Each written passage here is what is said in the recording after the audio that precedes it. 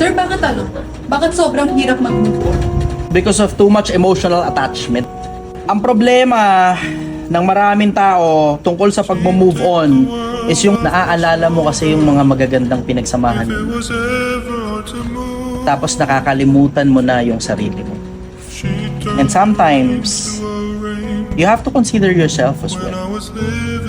And sometimes, you have to live outside of his or her life.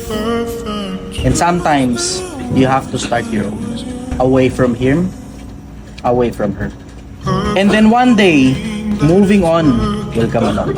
Kasi ang ibig sabihin naman ng move on, hindi naman ang ibig sabihin yan kalimutan mo na siya. Ang ibig sabihin ng pag-move on is yung matututo kang lumakad at matututo kang umabante kahit hindi na siya kasama. 'Cause sometimes I look in her eyes.